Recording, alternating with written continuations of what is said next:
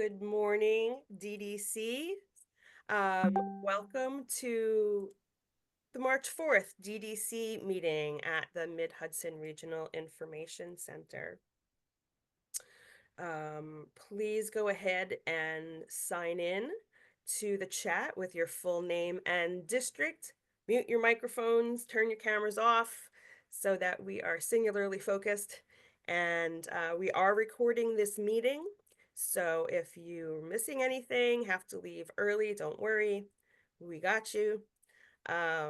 Also, assets are going to be sent to the field after the meeting. So within a day or two after the meeting, you can expect the link to the recording, you can expect the slide deck, and some other assets that we have for you. So those will be forthcoming. Today, for your pleasure and learning, we have our agenda coming up next. This is our agenda, sorry, followed by due dates and timelines. We have a special presenter for you today. Two folks from the Mid-Hudson Mets office, Amy Shapiro, who's the regional director, and Claire Boss, the assistant data specialist, will both be joining us during our meeting today. Then we have some updates and reminders for you from testing services and from data collection and reporting team. We will look ahead to some things coming, and time permitting, we will hold for questions. Okay, so let's have a look at those due dates and timelines. Starting off today is Samantha. Good morning, everybody. Okay, so starting out with some due dates, we have March 12th, which is already next week. I can't believe it, by noon. So we have our beds enrollment and FERPL data that's due. So you should be reviewing your beds reports in level 2. You can also compare current data on those reports to those beds .1 snapshot reports from January. But just remember while you're reviewing them that only students who were enrolled on Beds Day are included. That's a common question with those. Okay, and next up we have UPK enrollment, also on March 12th. So remember this year is a little different than prior years. NICET is looking at the UPK counts on Beds Day, and then also the Child Counts Day, which is March 12th. And they're going to take whichever is higher for funding calculations on whichever day. So what you should be doing right now is looking at your SIRS 333 report to make sure that it's accurate for that data poll next week. And then also on March 12th, we have for districts that report My Brother's Keeper and Liberty Partnership programs. You want to make sure that you have those programs in the data warehouse by that date because that's going to be our preliminary data poll. There will be a final one later on in the year, but this is our preliminary one. So looking also at March 26th and then kind of jumping down a little bit to that April 23rd date by noon. So these are our monthly data polls that were added this year to the SIRS timeline, and it's for those various domains. So as long as you're keeping up with migrating your data on a biweekly basis, you'll meet this deadline. Okay. And then finally, we have April 9th by noon, and this is the quarterly due date for the VR 11 and 12. So be sure to migrate your SE events for this deadline. And recently, these quarterly due dates for the VR 11 and 12, they were added to the SIRS timeline. So if you haven't already, you can download or reference the timeline at the link above.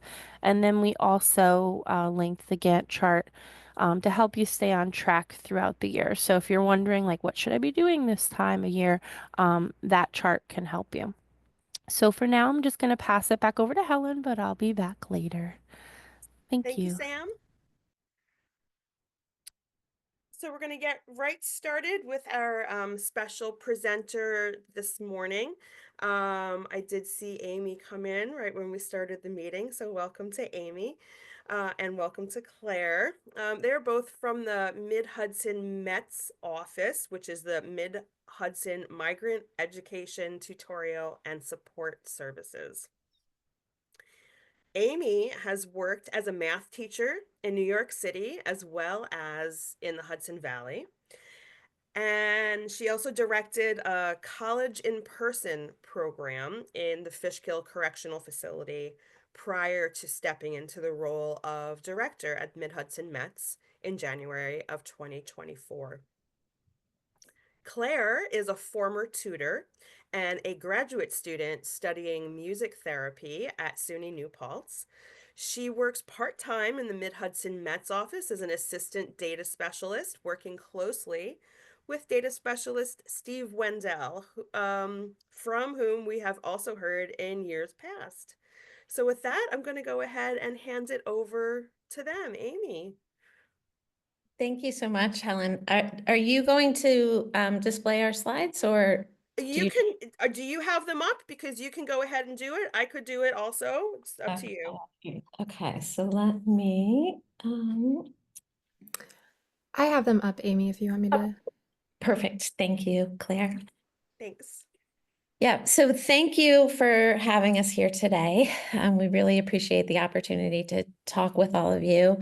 We just wanted to start just briefly telling you a little bit about who is eligible for our program and what our program exactly is. Amy, before you go any further, I just want to poll my team here. Are we seeing Amy's slides? Yes. Yes. Thank you. Okay, great. Thank you. Go ahead. Okay, so who is eligible? So a migrant child aged 3 to 21 whose parent, guardian, spouse, or him or herself is a migratory worker who has had a qualifying move within the past 36 months across district lines. So that's who is in our program. When we have independent recruiters that find these children and determine that they're eligible, and so we accept referrals as well, which is part of the registration process in all of the school districts. So that's who's eligible for our program. And then what is our program? So there we go. The mission of the Mid-Hudson Mets is to promote the academic success of migrant eligible youth. We achieve this in partnership with migrant parents, youth, schools, and community members. And the long-term goal is for the families and youth to independently pursue their academic goals. And just as a note, something that I suspect you know, but just to be clear, we are a Title I Part C federally funded supplemental service for migrant eligible students. So now the next slide is a letter that gets sent to your superintendent. So we just thought it was important to show it here so that if you get it, you realize that it's referring to our program, right? And so this letter, there are two ways that you will learn about migrant eligible students in your district. So one is that at the start of each school year, we send you a list of current students. Then during the school year, when we get new students, right, because the nature of our population is that we're getting new students all the time, those students are, your superintendent finds out about those students through receiving this letter and the certificate of eligibility, which is called the COE. So this letter details the full set of instructions that a district needs to do for migrant eligible students. So those instructions, you can see there, it's tiny so you can't read it, but I'll give you a general description of what each one of those 5 points is. So the first point is that you must code these students as migrant and collaborate with us during the annual reconciliation process. And so that reconciliation process starts this time of year. So over the next couple of weeks, you'll be hearing from Steve and/or Claire about that. The second point there is that the students must be enrolled in the free and reduced lunch program. The third is that you place a copy of that COE in the student's record and then inform the relevant personnel within the school. Fourth is comply with the METS Program Center's requests for academic and other student records. And then the last point is to facilitate the delivery of Title I Part C services through collaboration between the METS staff and the teachers in the school and other school personnel. So before we proceed, we have one question that we've been curious about, and so we thought this was a good opportunity to ask it. We're wondering if when a student is coded as migrant, does that automatically trigger that the student will receive free lunch? Or do we need to do a separate step where we notify you that the student should be enrolled in that free lunch program? No. Thank you, Michael. It is typically a separate step. Mhm. The free lunch program is entered separately from the migrant information in all of the SMSs I'm familiar with. Mhm. Thank you. There is, I just wanted to say, in level 0, there's the informational report. If a student's coded as migrant, that it'll say that they are missing the free lunch. So there is a report to help them kind of find these students as well. And I notice a lot of people are answering in the chat and that it's specific to the school district. So I'm curious if we could get those answers after the meeting so that we have them and remember. Yes, absolutely. We can offer you those answers. Sure. Great, thank you. Okay, so then just to show you what the COE looks like, there's a sample COE, right? But that details a lot of information about the move that the students have made from one school district to another, when they made that move, which different children are, qualify under the particular COE. Yep, go ahead, Claire. Okay, yeah, thank you, Amy. So, and one more thing about the COE, we have a student or a parent signature on that document, so it serves as a release of information, which I'm sure a lot of you know.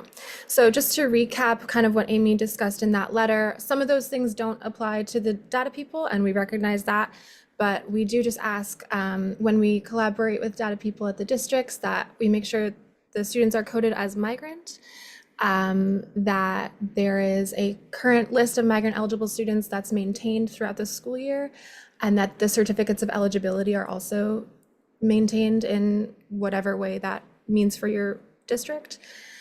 We ask that you help us out. Many of you probably have received emails from me regarding report card requests. I know it can be a big task in some of the districts, so thank you so much for all of your help with that. And we do just ask that you continue to help us out in getting records for students. It really helps our staff to serve students better when we have that academic report. And then, as Amy mentioned earlier, Steve and I are going to be starting the reconciliation process, meaning we'll just be comparing lists with you based on level 2 data over the next couple weeks is when we're going to be starting that. So you can expect an email from me or Steve Wendell regarding reconciliation. And that's it. We'd love some questions and some feedback.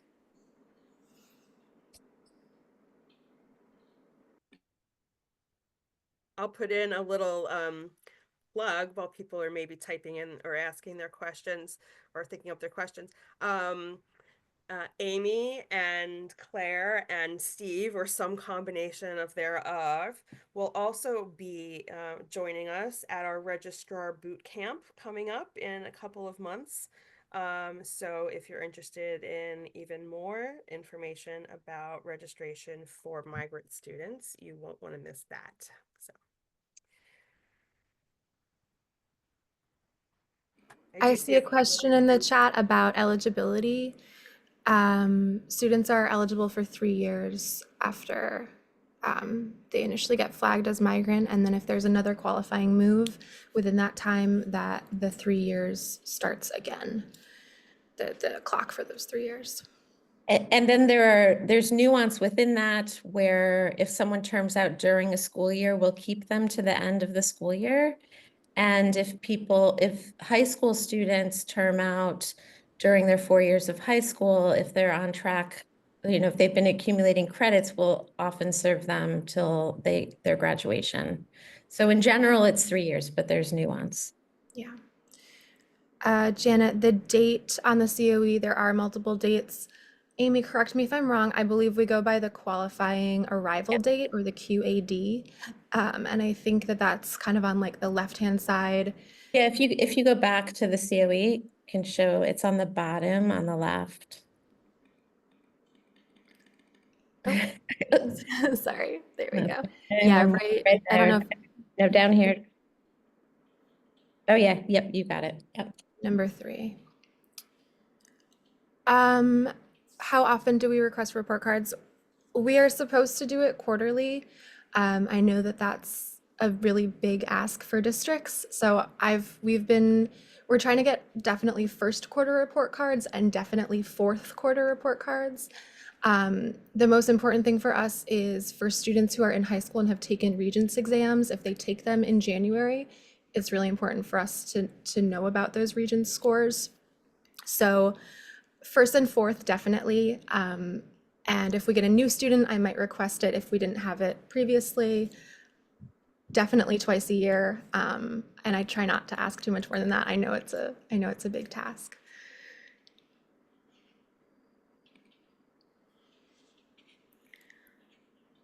Any more questions out there for Amy and Claire?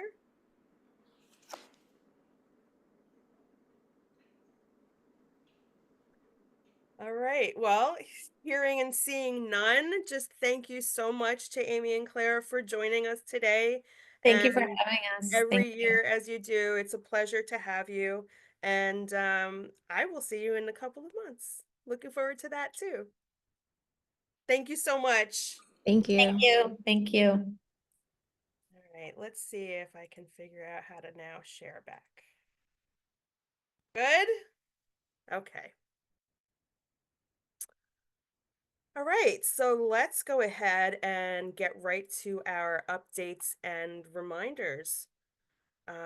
Testing services is up first, and today we're going to hear from Lori Adorian. Lori, take it away. Good morning, everybody. Good morning. First up is that we are exporting August and January Regents. The majority has been exported. Any stragglers are being exported now. The Nicetel, we export on a monthly basis. We do receive any errors back to us, so we may be reaching out to you for help in resolving any of those errors. NICESLOT, the field testing began yesterday. It will close at the end of day, March 14th. You can check the field testing assignment list to see if you were selected for participation. Operational testing, the speaking begins April 14th, listening, reading, writing begins May 12th, and all 4 parts conclude on May 23rd. For NICEA, testing administration begins Monday, March 10th, and it remains open until June 6th.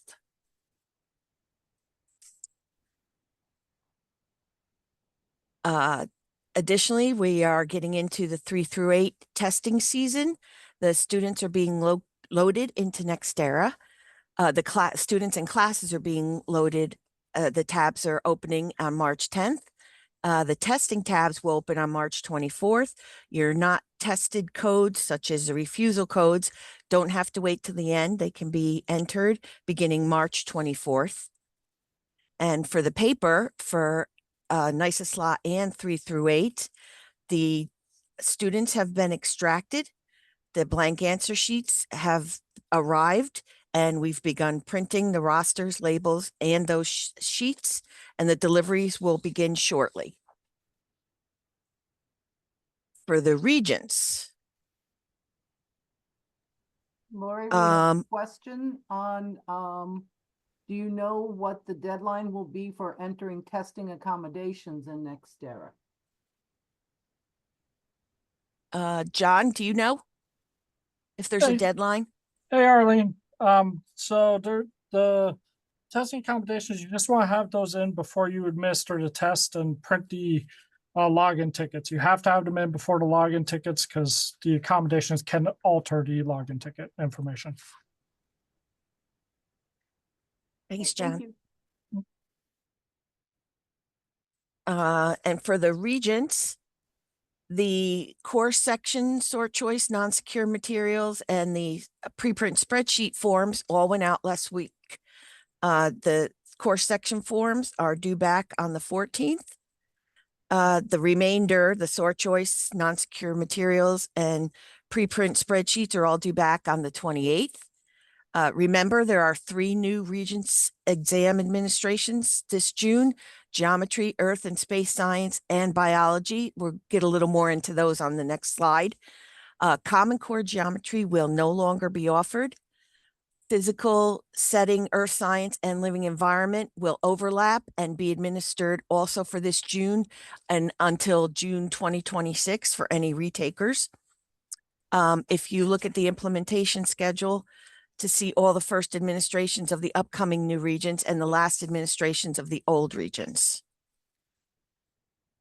And lastly, you probably all received emails from me over the last day or so regarding the state course code assignments and whether you're administering the older regions or the newer regions, so that we can make sure that your state course code aligns with the regions that your students will be taking. Do note that the lab course codes did not change, so they remain the same for both of the region's course codes. And one last thing, just a reminder, review your geometry state course code in your SMS. There's only one that should be listed, and it should be 02072 with no CC after it, because there's no dual administration for geometry. It's only the new geometry that's being listed, being administered. Thank you. Thank you, Lori. And now for the data collection and reporting team. And just a reminder, if you came in late, please go ahead and sign into the chat with your full name and district so we can give you credit for being here. Okay, so we're going to go ahead and get started with a status report from Pam.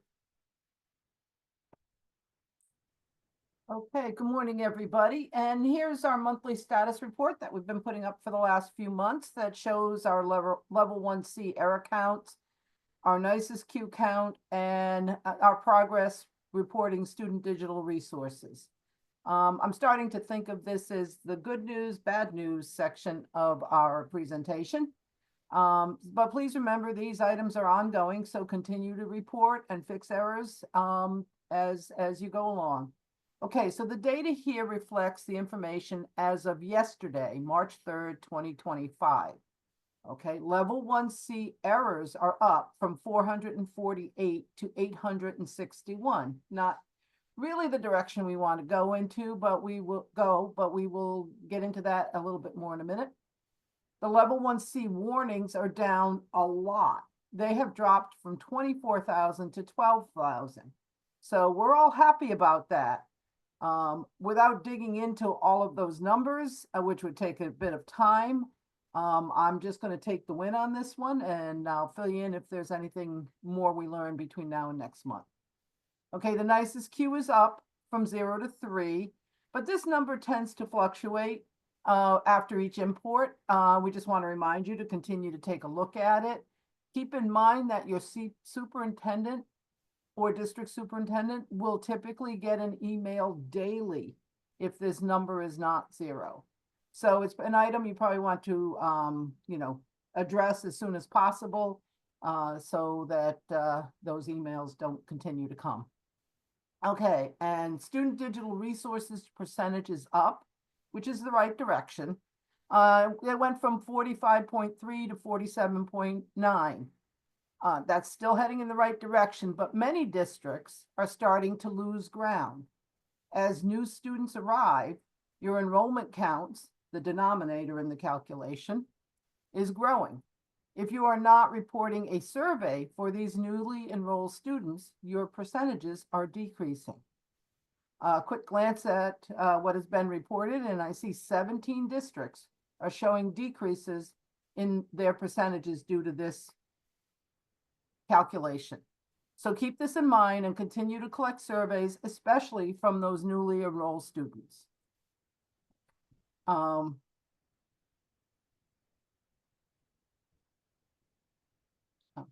so we're going to move on and look at the one area we had talked about last month. So remember our project from last month? We suggested focusing on attendance errors in the level 1C report. We had 222 error messages related to attendance in February. As of yesterday, that number went from 222 to 623, increasing by almost a factor of 3. Maybe it's not a good idea to focus on them, but in reality, we should. If the trend continues, and it will, because as we add more attendance days throughout the year, there will be more errors. By June, if this trend continues, we will have more than 18,000 errors. Okay, probably won't get that bad, but we need to focus on this, and due to the amount of data reported for student attendance, it is definitely something that is best handled as you go along, rather than waiting for the end of the year. An additional bonus, if you investigate an error and find what's causing it, that fixing that problem may also fix potential problems later in the game. So that would be errors that just don't ever happen. So continue to focus on this when you have a chance. And we're going to keep looking at it to see if those numbers get a little bit better. And some common areas that generate attendance errors are your Regents attendance days, whether you've identified them as Regents attendance or Regents no attendance, and also just incorrect day calendar codes. For example, have you entered all your snow days yet? Okay. Unfortunately, there's no rest for the weary, and we must move on to tackle yet another area of concern, which brings us to our next slide. We have, as a whole, we have been a bit lax over the years in reporting the program providers for all school level services. One of the reasons we have not focused on this is because there were no edit checks that brought it to our attention, and it was a difficult item to really find the inconsistencies. Well, SED has noticed the inconsistencies in the reporting and has implemented a new edit check this year. So for this year, you will receive a warning message if the provider location specified in the program service record does not match the enrollment location, with the exception of summer school, since many students attend summer school at BOCES, in which case your enrollment would be your district location and the provider would be BOCES. So they exclude that from this edit check. Okay, so currently there are over 8,000 errors reported with this discrepancy, and you can find them in your level 1C report. And a couple of important tidbits in this area. The program provider is the location's beds code. Okay, so if it's BOCES, it would be BOCES beds code. The program provider is only required for school level programs. Okay, not all programs are school level programs. So, which begs the question, which programs are school level programs? So this information can be found in the SERS manual, but we have a couple of resources for you that you might like to use as a reference. The good news is that you don't need to go check all of your school level program records. You can run the level 1C report and it will let you know exactly which items have errors where the locations do not agree. But I'm going to pass this on to Michelle and then Sam for a moment to talk about the items that we have that can assist you with this information. Thanks so much, Pam. Good morning, everybody. So have you ever seen a program service number being referenced maybe in a level 0 error, for example, without the name and needed to go look up the code? Or have you had the name but forgot the code? Well, the program service identifier and crosswalk is an interactive tool designed to help make this easier. Additionally, it will help you identify if that program service is a district level service a school level service, or the exception, which is labeled as either, which is used for the summer school participation program service.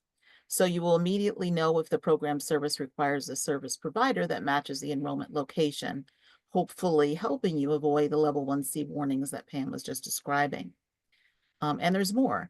But before we see in action, let me say that the link on this slide will be available to you when the DDC meeting assets are sent.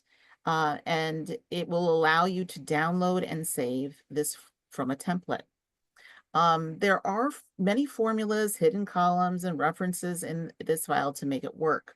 So if something should happen, if you delete something at some point, it's not responding properly, what I would suggest is going ahead and downloading a new copy from the template. All right, so with that, what I'm going to do is share my screen so that I can give you a little bit of more information about this tool.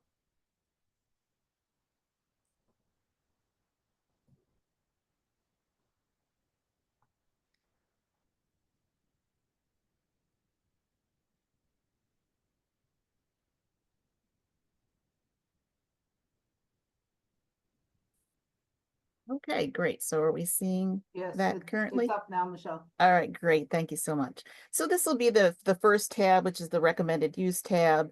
And again, it'll just describe what you're going to see within the tool. Each of these different tabs are also linked here. And this is, again, just describes what you're seeing in this tool. Then you have the program service identifier, which we'll look at in a moment. And you can jump to any of these immediately from here. Then you'll see a full list of all program services. You'll see one that's then just for summer school and one that's specifically for partner project fact programs, because we have some program services that are not reported through program facts, but are in fact reported through partner project fact. So if we jump to the, Excuse me, Michelle, can you Yes. like zoom in to just bring that font size up a little bit more? Sure. Thank you. Is that better? A little bit, Thank yeah. you. Okay. Okay. Maybe one more. Beauty. Okay, excellent. All right, so here, if you know the program service code but want to know the name and service level, there are a couple of program services that are 3 digits as opposed to 4, but I'll go to the 4-digit one. You just click in the drop down, select the item, and then it'll immediately tell you what is that program service and what is the SIRS level designation. So DL will be district level. If it says SL, that's school level. And if it gives you that either, that's going to be that exception for the summer school programs. So again, you just click on whatever the program service code is, you get the name of that code and the description. Let's say you know the program service name, but you need to know the code. So you click in this area under number 2. Okay, it's child in foster care. That's 8300. That's a district level service. So again, that's how this is going to work for you. If it's poverty, for example, there's your 0198. That's a district level service. And then there's some notes down here to review. It doesn't include CTE because those are the SIP codes and those can change based on what's approved. So it gives you some additional information there. If there's an asterisk after the program name, those are your partner project fact services. For summer school, you will see things labeled as reason A or B because there's 2 variations on summer school, whether they're taking it for enrichment or they're taking it more for credit recovery. So those will be noted in the drop down here as you go through summer school A. So it'll say that in front of it. And then you have your SIRS level designation, as I already had described, which will be DLSL or either, with some information here. And it will even provide additional description about what that either exception is. There's a link here, and that actually links you to another tab, the summer school tab, which will give you more information about summer school and how that can be different, because summer school might be at a BOCES, and you might not even know specifically a location where the summer school services were provided. So all of those exceptions are spelled out there.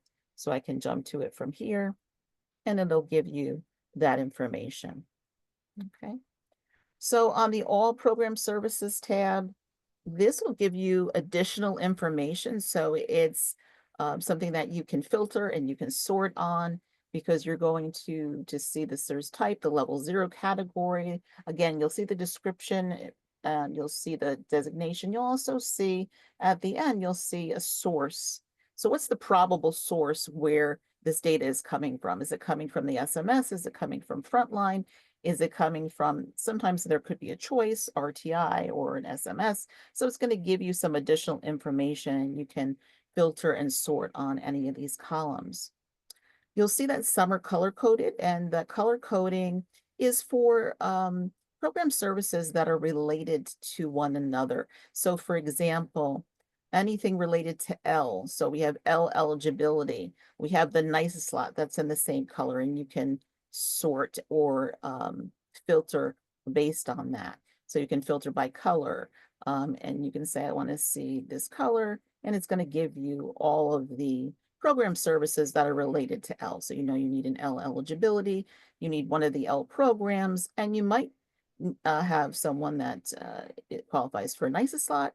There could be someone that qualifies for SIFE. So it's just a reminder of what program services are related to one another. And as I said, there's a separate tab for summer school and those reasons listed here. And again, the description about the SIRS level designation exception. And then there is a tab that's specifically for those codes that are partner project fact. Okay. So any questions on the tool? And if there are none now and you start to use it and you have any questions, certainly feel free to email us at datawarehouse@mhric.org.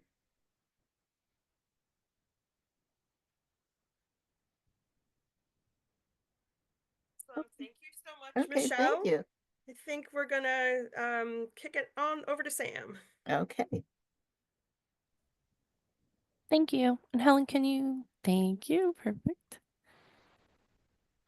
Great. Okay, so to help further assist with updating those school level programs, we have another tool. So this is a 2-page program services cheat sheet. It's linked here as well. So you'll notice, just as Michelle mentioned, that every program does have a DLSL next to it for district level or school level. So you can easily find it. And it is color coded. It does align with the tool that Michelle just spoke about. So if you're going to be using both, they'll work together. But the first page is sorted out by the program code. So if you know the code, and you can easily jump down to it. And the other page is sorted by the category. So like if you are looking for L's, like Michelle said, you'll be able to go right to that section. So this might be a good tool to share with your registrars. So just keep that in mind. And for now, I'm just going to pass it back to Pam. Thank you.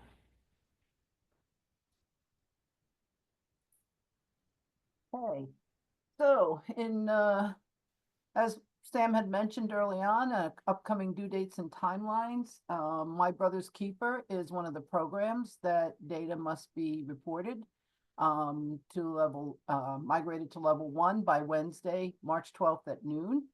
So this table shows which districts have approved MBK programs in our region. Of the 5 programs available, MHRIC districts are only approved for the 3 programs listed here. You may have received an outreach email from me if we have any concerns about what has been reported to date compared to which programs are authorized for your district, or if there is a significant decrease from what you reported in previous years. If you did not receive an email, please don't assume all is good. We can only look at the numbers, and sometimes they do not tell the whole story. So please, if you're on this list here with an approved program, please go in and review and make sure your data is accurate for the current year. If you're reporting this data and you're not on the list, please let us know and we can work with you to see what might be amiss in that area. Okay, so that's from My Brother's Keeper, or MBK. And the next slide is similar, and it's talking about the Liberty Partnership Program. There is the list of districts that are approved to offer Liberty Partnership. And as I said before, if we had concerns about what has been reported, we've reached out to you through our outreach program. And, but again, please, if you're on this list, please review your data and ensure that it is accurate for the current school year. Okay, that's the end of my nagging for this session. Thank you very much. Thank you, Pam. And at this point, I want to draw your attention to the subscribe to our monthly newsletter link there, which you can do. We have links for all the team's newsletters within this slide deck. And since we're on the topic of newsletters, we wanted to ask you a few questions. We do have a poll for you today. It's a 3-question poll. And we are gonna launch that right now. When it comes up on your screen, if you can go ahead and answer this poll. The 3 questions are: how frequently do you read the Data News e-newsletter? And that's the newsletter that this team, my team, the Data Collection and Reporting Services, sends out. Second question is, in which ways do you use the newsletters? Choose all answers that apply. And then for number 3, is the amount of newsletters you receive from MHRIC appropriate? All right, so we're going to give, people are still answering that. If everyone could just go ahead and click into these. We have about 45% participation right now. I'm going to watch that number go up, up, up. If you haven't clicked in yet, 60%, doing good. Give it another minute or so before it turns off. Okay, we have about 70%. Look at this.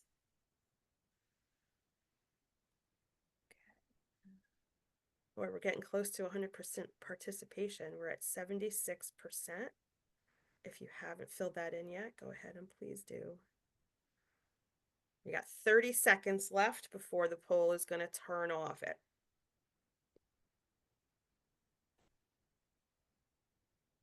Um, 80%. Wow.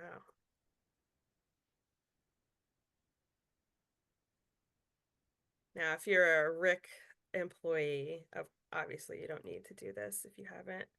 And that might be our limit there. So we're going to go ahead and 5, 4, 3, 2, 1. We're ending the poll right now.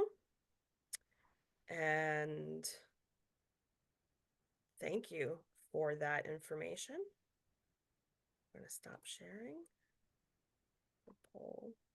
Let's see. Do you want to see the results? Let's everybody see the results. Can everybody see them? Can anybody see them? Yes. Yes. Okay. So that's pretty good. We have all the times and sometimes people reading the newsletter, which is fantastic. It does have really important information in it for you every month. So please do read them if you're not reading them. And you're a DDC, certainly you want to be looking at those. So number 2, in which ways do you use the newsletters? Choose all that apply.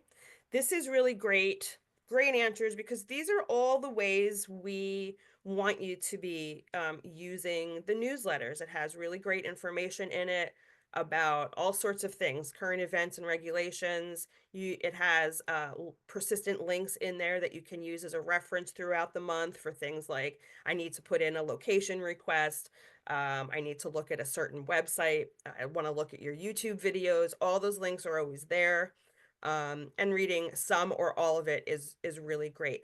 That middle one, I pass along pertinent information to district departments. That's a really great way to use it.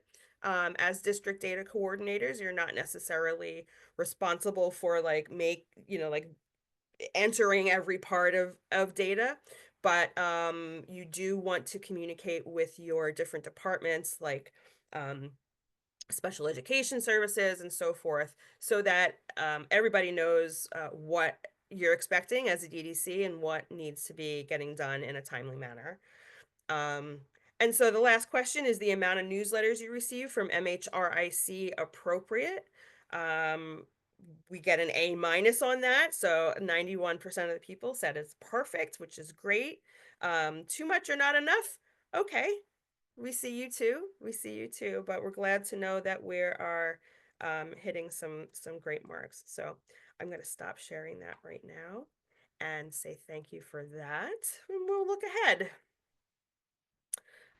We do have a website update for you. There's a video here that I'm going to play, and hopefully the sound is loud enough. If it's not, I'll talk over it. Okay, here we go.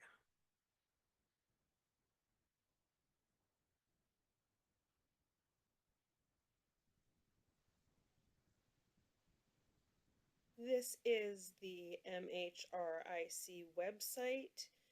To see the resources area, go here to data management. And then you're going to scroll down to where you see resources and click there. When you click on resources, you are going to see a page passkey screen, and you'll have to enter the page passkey in order to access this resources page.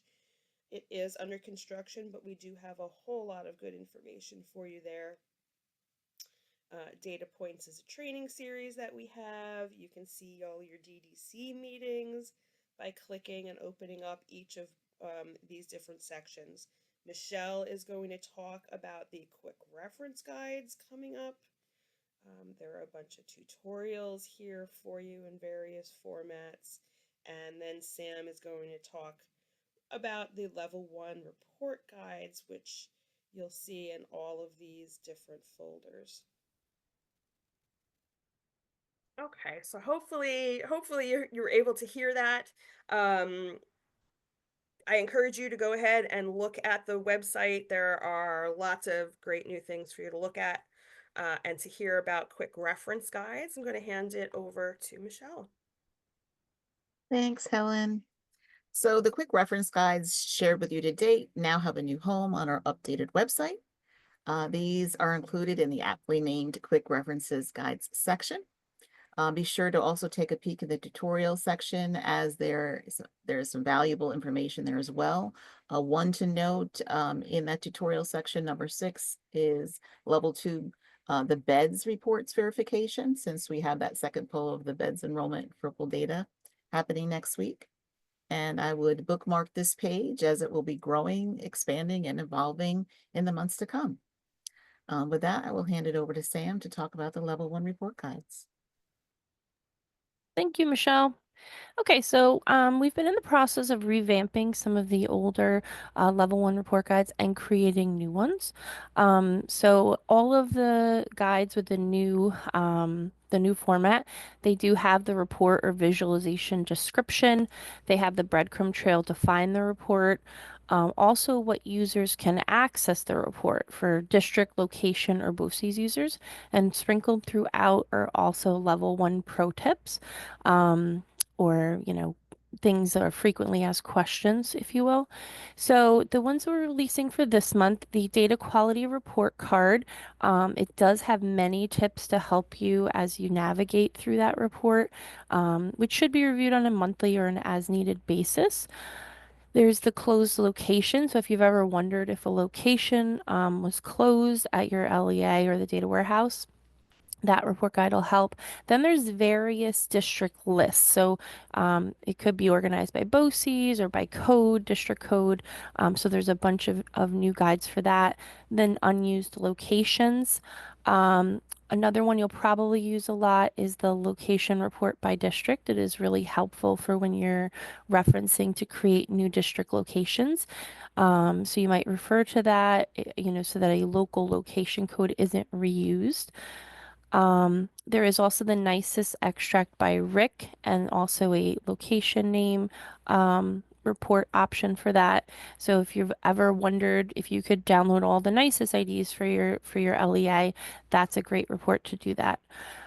There is the CR Part 154 data extract, and that does show 5 of the 6 items that need to be reported to the Office of Bilingual for L students.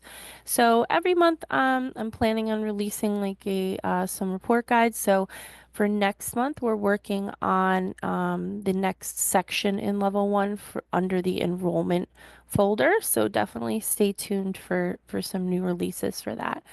So I'm going to pass it over to Helen if there are no questions. Yes. Thank you, Sam. Thank you. Okay, so we have for here our upcoming meetings. There are the registration links on the bottom. Only 3 more for this school year. Wow. And to the right, we have the links for the recordings up to this point. Are there any questions about anything we've spoken about today? You can go ahead and ask in the chat, or you can just go ahead and unmute yourselves and go ahead and ask.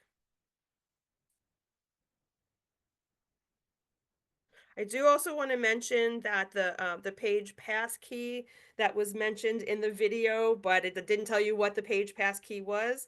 It's on the previous slides. So if we look for these slides here, you can see that the Data Warehouse Resources website, the page pass key is that.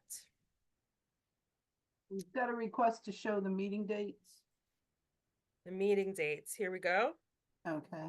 So our next meeting is April 1st. No joke. No.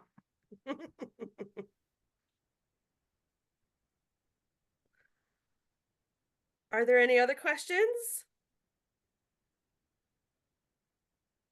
Karen had asked to see the previous slide, but I don't know what slide we were on when she asked for that. So, Well, Karen, Karen, did we solve this by going back to the meeting dates? Ah, thank you, dates. Okay. Thank you.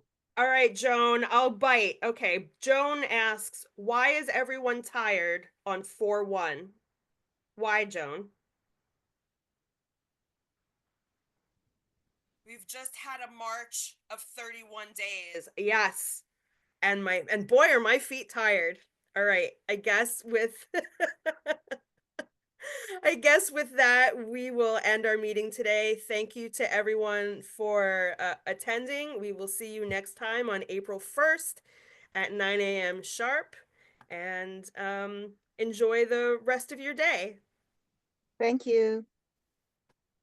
Thanks, And everybody. David had asked that we stay on because he has an attendance question. David, I would say please write a ticket for that. Thank you.